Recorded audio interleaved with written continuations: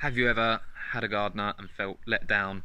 They haven't been consistent, they haven't been reliable, they don't show up, they seem to be a bit lacking in their work, or their standards start to slip. If that is you, then hopefully this will help. So what we've put together is a series of questions you can ask to ensure that you will be provided with an excellent service, and to be able to pick out some of the issues before they are there, so you can know that you don't need to use them, you don't want to use them. Question 1. Are they a one-man band or a company? So if you've got quite a large scale project or job, or large garden grounds to look after, you would definitely benefit from having a company look after your garden as opposed to a one-man band. So while there may be price benefits, the quality of service is often quite challenging to provide as a one-man band for a larger garden or commercial projects especially. So with larger companies, you'll be reassured with policies, procedures, as well as having the staff, the team to handle the quantity of work. Obviously this is based around your own preference. If you've got a tiny little garden and you're really working towards a budget, then it may be better for you just to have a one-person band look after your garden, because you'll likely pay less, especially if they live down the road. Question number 2, where is the waste disposed of? So for example, with us at Bloomfield Sustainable Solution, all our waste is repurposed, recycled, and in the last, very rarely does it go to landfill. So all our green waste is repurposed and used to generate electricity, or repurposed within other jobs. So wood chip, for example, is brilliant on beds, and logs are used for decoration on bed borders, as well as people that have log fires. If we're litter picking, we will recycle, we will separate the waste and then recycle what can be recycled to ensure the minimal amount goes to landfill as possible. So where is the waste disposed of? Do be sure to check that. Question 3. What is formative pruning? Now this question I would advise asking just to get feedback from the gardener, to get a little snippet of their knowledge. So while qualifications can help and tickets and such, just often by having a conversation about them, it can be reassuring to know that they are going to do quality work. So by asking what formative pruning is, it's pruning or cutting back to create a form, a shape. So if somebody's cutting back bushes and shrubs for you and they work to formative pruning, or they can talk a bit about it, you're likely to find that your shrubs will be looked after to a lovely high standard. You'll have some beautiful shapes as you look out into your garden. You'll have a nice hedge with pristine flat faces or nice spherical balls, especially when it comes to the topiary. Number 4, an exciting question: do you have policies and procedures in place for the company or your business? So by asking this question, it's more to find out about their thoughts around health and safety.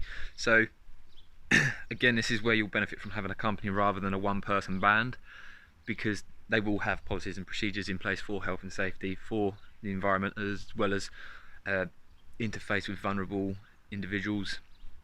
And the reason for this is mainly just to know that they will provide a safe service, that their tools will be serviced, looked after and cared for, because the last thing you want is to have anybody getting hurt or injured on your premises. Won't be good. So if they've got these procedures in place, it means they are taking steps to make sure they are safe, to make sure they take care of themselves, to make sure they are wearing PPE, as it can be an extremely dangerous job. While it is extremely nice to work outside and be in the fresh air all the time, it is really dangerous, especially as conditions suffer. When it's wet, windy, it can be challenging. So, and the power tools that are being used are extremely dangerous, so especially if they're not looked after. Number 5, lastly, it's more of not a personal question, but it's more about them, get to know their character. So the 5th question, last question, is what's your favourite job? Favourite job you've had? Not in their history, but they would have done many gardens, looked after all manner of grounds, estates, whatever it is. So what is their favourite job they've had? Is it looking after a grand big estate with acres of land and manicured beds, or is it a clearance they've done? But the benefit of asking this question is just to get to know a bit about their character. For example, if I was asked that question, I'd be all excited and give you the whole story about this job, the challenges, how we overcame them. And I think that can be such a big selling point. If you ask this question, you know that you're going to have someone that does care about what they're doing, that does take pride in it. Because if they just sort of go, oh, I don't know, it's just a garden, or if they've not really got a story to tell you, then you may find it is just a bit of a job and a bit of a task for them, and it just sort of pays the bills. Because if you have got someone that's just doing it to pay the bills, are they going to be committed? Are they going to communicate well? Are they going to take care in what they do and have pride in it? If you're having someone tend to your garden and care for it for a long-term period, you want it to be a company or an individual you get along with, because the last thing you want is to have any sort of awkward or hostile relationship. As always, I'll give you a nice bonus question. So, bonus question I think is always a good thing to ask is, are they conscious of their environmental impact? In the work that they do they aim to be as environmentally positive and beneficial as possible? So for example, at Bloomfield Sustainable Solutions, we're only purchasing electric vans from now on to ensure that we reduce our carbon footprint, reduce greenhouse gas emissions, and help the environment.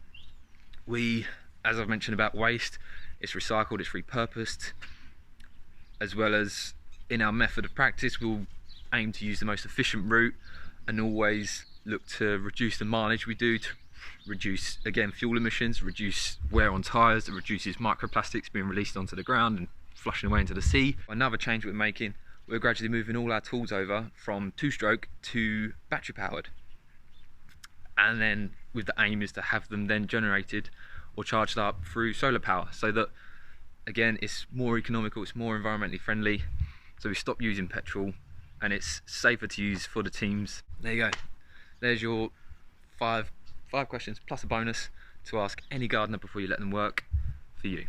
Hopefully you found this video helpful, hopefully it's given you value, so make sure to subscribe because we'll have plenty more valuable videos that will help you out when it comes to your garden.